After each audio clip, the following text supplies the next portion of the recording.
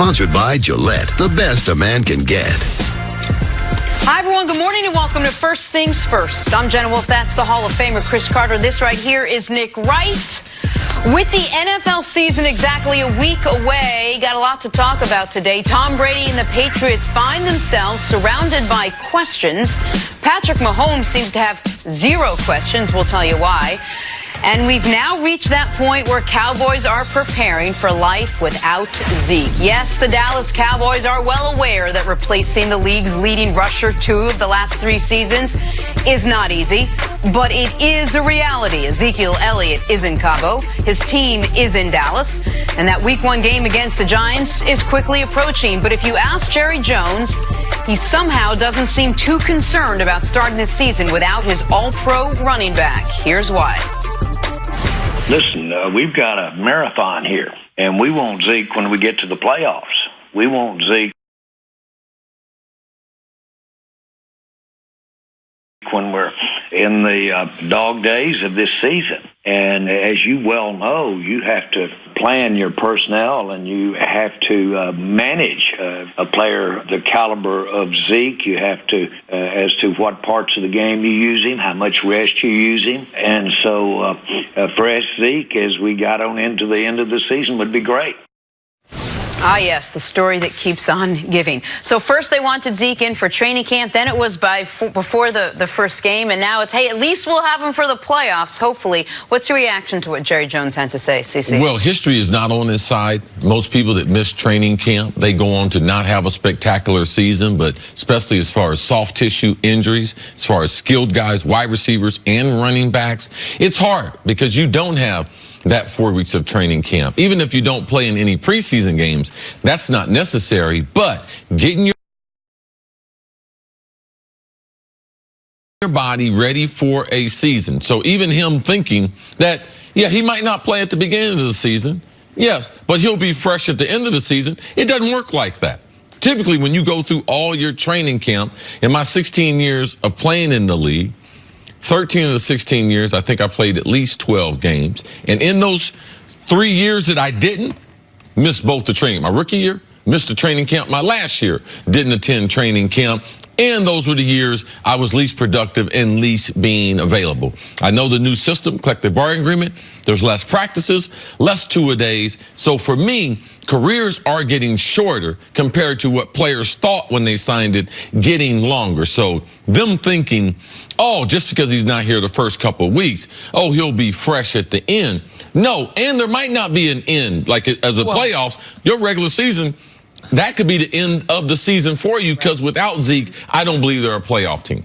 Jerry sometimes says really smart things, sometimes says really funny things, sometimes says total nonsense. This, to me, goes in bucket number 3. None of this made any sense. First of all, the idea that, well, actually, even if Zeke were signed, sealed, and delivered, we'd be happy to maybe not play him the first couple weeks because, no, that's obviously... Yeah, we were going to start the season with him on a pitch count. Right, that's obviously not the case. Pitch counts with running backs. Sometimes if you're in a good enough position where you're 8-2 and your running back's been your bell cow and you know you're going to make the playoffs, you might start in that final third of the season starting to lighten his workload preparing for the playoffs, but you got to get to the playoffs first. So that's first point. Second point is the Cowboys are not a team that you can just simply say, well, pencil them in for the postseason. It's like the Patriots. They've been there every year the last decade plus. Because of how much that's based on whether Ezekiel Elliott is available. And because of how good their conference is. 16 teams in the NFC. I can count 6 that I am confident will not be a good football team.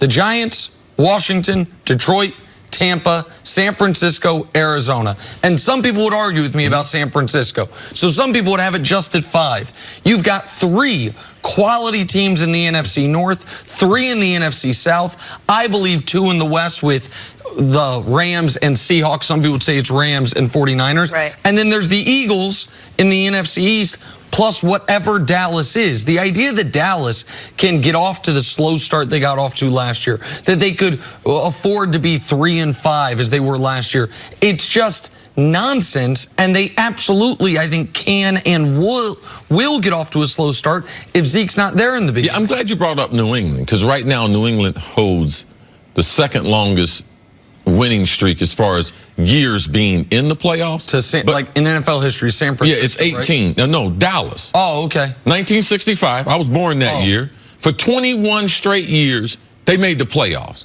Now, I know Jerry bought the team from Tex, but he didn't inherit that team, and that's not the current team that they have. So from the year I was born, 1965, to my second year in college at Ohio State, the Cowboys made the playoffs. So thinking that, yes, in that era, no matter what player, oh, yeah, they're going to make the playoffs. But this is not a team like that. In the Dak, Zeke era, they are 20-0 in games where they have run the ball 49% of the time. So Zeke keeps these games close. That's why they're undefeated in these games. Like, that's a absurd number right there. How do I get the victory? Well, they know when Zeke and Dak are playing, let's run the ball. If we get to 49%, there's a great chance we're going to win. How much does this bolster Ezekiel Elliott's case, his holdout, whatever? What is he hearing when he hears Jerry Jones says, well, we'll have him fresh for the playoffs? I don't think there is much Jerry says publicly that changes the negotiations privately. I think Zeke, rightly or wrongly, this is not a value proposition, just how I'm reading the situation, has determined I am not showing up until I'm the highest paid running back in football. You guys said months ago that my new contract will start at Todd Gurley's contract, and you guys aren't keeping your word in that regard. Again, not my feelings on it necessarily. I think that's where Zeke and his agent, his representation, their feelings. So I don't think, and I think Zeke is smart enough and his representation smart enough to know the Cowboys are being a little bluffing and like, oh, okay, yeah, no, take the first few weeks off, take the first month of the season off because we just need you for the postseason. The Cowboys will not have a postseason if Ezekiel Elliott does not play at least a dozen games this year, if not 14 to 16 games. They are a good football team. They are not a great football team. And I thought you made a really interesting point yesterday, C, which is take any team in the league. If they were without their best player, what would we say about them? If they were without their most impactful player, what would we say about them? Later in the show, we're going to talk about the Chargers.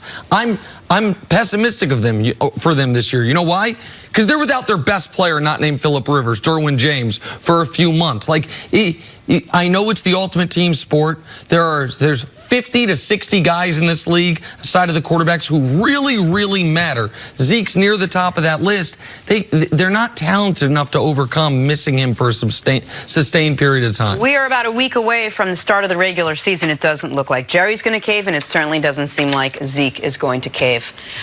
Take a break. Coming up, are Tom Brady and the Patriots offense set up for failure? Tell you why we're asking next on FS1. You can always check us out on the Fox Sports channel on Sirius XM. We're back right after this.